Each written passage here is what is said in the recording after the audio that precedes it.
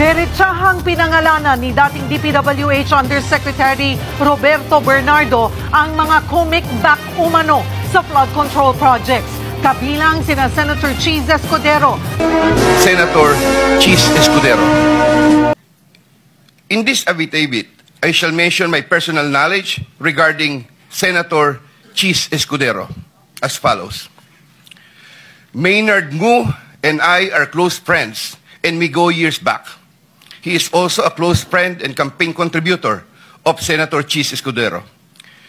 Maynard Ngu asked me to submit a list of projects.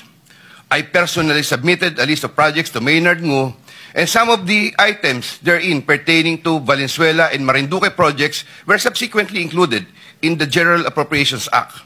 A copy of the list of Valenzuela and Marinduque projects is here to attach to this affidavit as Annex A. When I gave him the list and in relation to the commitment, I asked him, Boss, paano to? Maynard replied, bahala ka na. I asked, Boss, okay na ba ang 20%? Maynard said, okay. After inclusion of the projects in the GAA, I delivered 20% of approximately 800 million or about 160 million to Maynard Ngu, which was meant for Senator Escudero. Finally, I would like to add that deliveries of cash were personally made to me, by me, to Maynard Ngu at his office in Manila.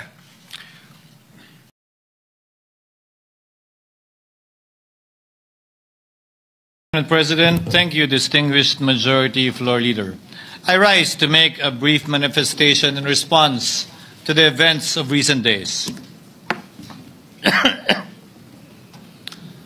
Ginoong Pangulo, meron po tayong kasabihan sa wikang Pilipino. Kapag nagturo ka ng daliri sa iba, may tatlong daliri na nakaturo palagi pabalik sa iyo.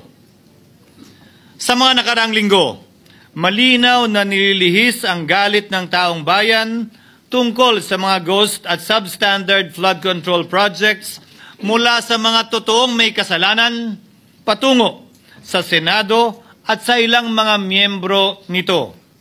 Tila pilit na ginagawang panakipbutas, ika nga at fall guy, at diversyon ang mga senador palayo sa Kamara at sa mga tunay na may sala. Klarong-klaro po ang script nito. Ipitin ang tatlong dating DPWH officials, pakantahin sa kanila, mema banggit lang na senador, habang pinagtatakpan ang mga congressman na tunay nakasabwat nila sa mga lugar na ginagalawan nila. Simple ang patunay dito. Kapanipaniwala ba na wala silang kinausap na kahit isang congressman nakaupo na totoong may hawak ng mga distrito sa lugar na ginalawan nila sa hinaba-haba ng testimonya nila dito o sa Kamara? Banggit sila ng banggit, name drop sila ng name drop ng pangalan ng senador. Maski na klaro naman kung inyong papakinggan na wala silang masabing direktang nakausap o binigyan ng anuman.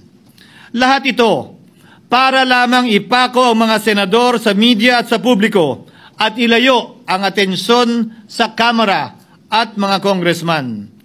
Bakit nga ba? Dahil tila mas malaking isda, ika nga, mas mataas, mas kilala ang mga senador kumpara sa congressman? Umaasa sila na maiibsan ang galit ng tao sa kanilang mga anomalya ukol sa flood control at tuluyan na silang makakatakas mula sa anumang pananagutan. Isang tao lamang, Ginoong Pangulo, ang nasa likod ng script at sarswelang ito. Siya ang dahilan ng kaguluhan, pagkakaaway-away, pagkakawatak-watak na ngayon yumayanig sa ating bayan, maprotektahan lamang ang sarili niya. Ang pangalan niya ay matagal nang bulong-bulungan sa bawat sulok ng bansa, pero ngayon, unti-unti nang sinisigaw ng taong bayan.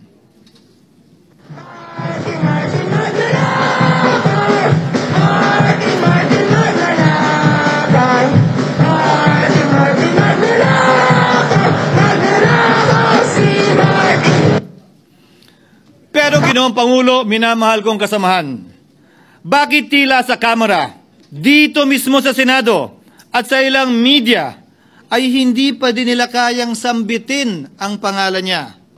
Pues, sasabihin ko, Martin Romualdez. Minsan ang binanggit ng mga diskaya ito mismo dito sa Senado, ang kanyang pangalan. Pero agad itong pinabawi nung humarap sila sa Kamara. Binanggit ni Master Sergeant Gutesa ang kanyang pangalan. Pero ultimo notaryo, natunto nila at pinabawi nila ang pagnotaryo.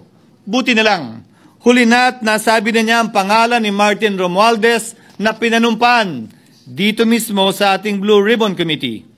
Hindi ba't si Ginoong Gutesa hindi ba't si Sergeant Gutesa lamang ang bukod tanging testigo na walang kinalaman, hindi sangkot sa flood control issue, walang hininging immunity, deal o proteksyon kapalit ng kanyang pagtestigo?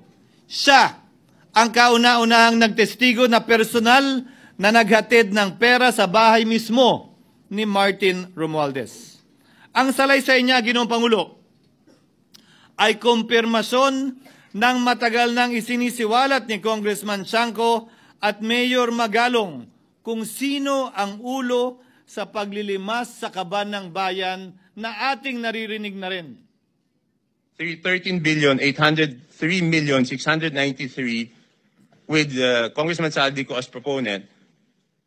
For the record, ang binabanggit po nating Representative Elizaldico, siya po yung chairman ng House Appropriations Committee. Walang kaduda-duda yan. Ito nga, hirap na hirap silang banggitin pa yung isa sa mga mastermind nila dyan, si Saldico. Hirap na hirap pa silang banggitin. May isa pang mas mataas sa kanya? Hindi naman gagalaw yun kung walang... Siyempre, hindi naman gagalaw yun kung walang pahintulot yung mas mataas sa kanya. Just the House Speaker. Huwag tayong sumabay, kumampi, at magpadala sa script at sarswela ni Martin Romualdez. Kung kayo ay kakampi ni Martin Romualdez, pues sumunod kayo sa gusto nila. Una, maniwala kayo sa mga sinasabi ng testigo niya na nagtuturo lamang sa mga senador. Pangalawa, ibuhos niyo ang galit niyo sa Senado at ng mga senador at palayo kay Martin at sa mga congressman.